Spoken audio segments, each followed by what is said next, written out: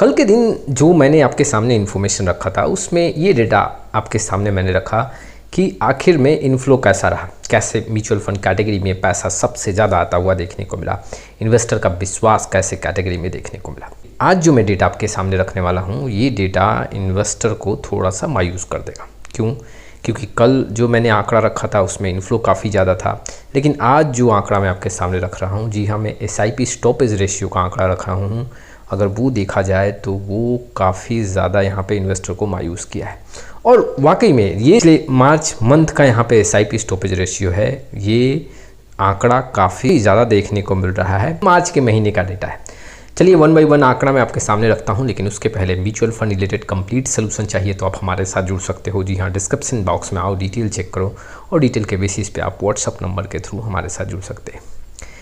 अगर देखा जाए तो जो टोटल ओवरऑल इक्विटी का इनफ्लो है वो करीबन यहाँ पे 56% जंप लेता हुआ देखने को मिला है। अगर मैं फरवरी के मंथ से कंपेयर करूँ तो SIP का जो इनफ्लो है वो भी काफ़ी ज़्यादा इन्वेस्टर को सरप्राइज़ किया। लगातार एक रिकॉर्ड बन रहा है SIP के इनफ्लो की बात करूँ तो। लेकिन SIP स्टॉपेज रेशियो की बात करूं तो ये भी आंकड़ा काफ़ी बड़ा देखने को मिल रहा है। करीबन 100% यहाँ पे SIP स्टॉपेज रेशियो है। इट मीन्स कि एक बात समझना पड़ेगा कि जितने लोगों ने यहाँ पे SIP किया है उतने ही लोगों ने यहाँ पे SIP स्टॉप भी किया है। जो इन्वेस्टर काफ़ी नए हैं कि SIP स्टॉपेज रेशियो क्या होता है, थोड़ा सा मैं समझा देता हूँ। SIP स्टॉपेज रेशियो ये बताता है कि कितना यहाँ पे SIP स्टॉप हुआ है कंपेयर टू जो SIP कंटिन्यू हुआ है उससे अगर मैं कंपेयर करूं। जैसे कि मान लो अगर SIP स्टॉपेज रेशियो 50 है, इट मीन्स कि 100 लोगों ने यहाँ पे SIP में इन्वेस्टमेंट किया है, उसमें से 50 जो है SIP स्टॉप कर दिए। दूसरे तरीके से मैं समझाता हूँ, अगर मान लो SIP स्टॉपेज रेशियो यहाँ पे 120% है, इट मीन्स कि 100 लोगों ने यहाँ पे SIP किया और 120 यहाँ पे इन्वेस्टर जो है वो SIP को रोक दिए।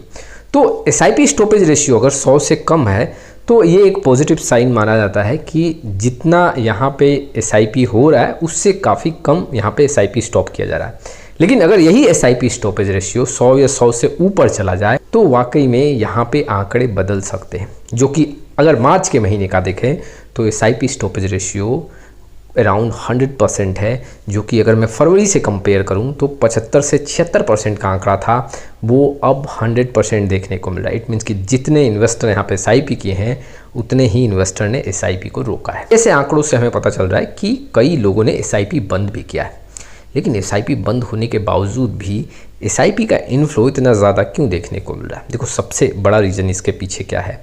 जो छोटे इन्वेस्टर हैं, जो काफ़ी नए नवेले यहाँ पे इन्वेस्टर जुड़े हुए हैं मार्केट से, म्यूचुअल फंड से, जिन्होंने अभी म्यूचुअल फंड को ठीक से समझा नहीं, 6 महीने 1 साल का समय दिया है, वैसे इन्वेस्टर ज़्यादा हैं मार्केट में। जी हाँ, म्यूचुअल फंड में जो पैसा लगा रहे हैं और मार्केट में गिरावट के चलते वैसे इन्वेस्टर ज़्यादा यहाँ पे अपने SIP को रोक देते हैं।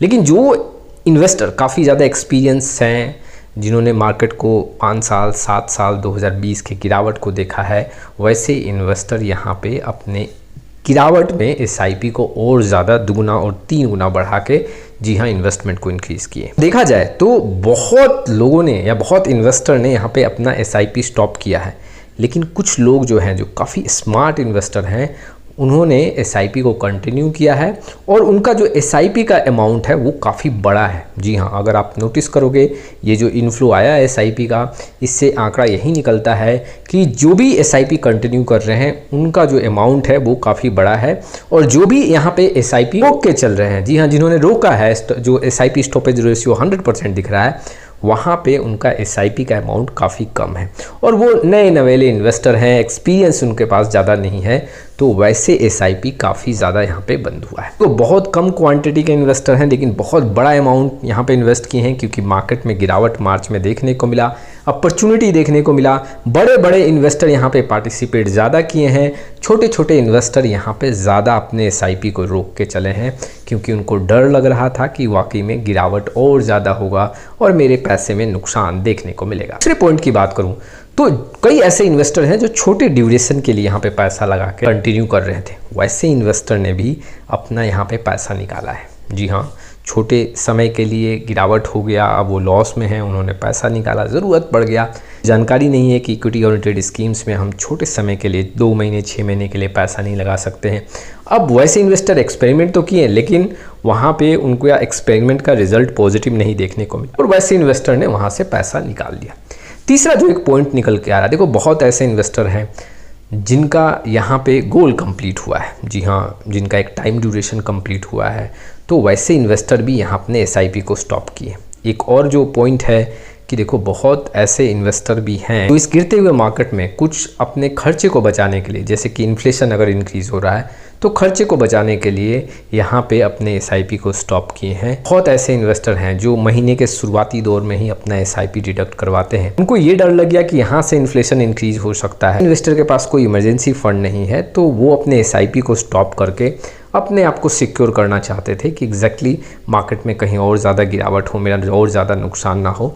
तो वैसे इन्वेस्टर ने भी अपने SIP को स्टॉप किया है। लेकिन क्या ये नेगेटिव पॉइंट है?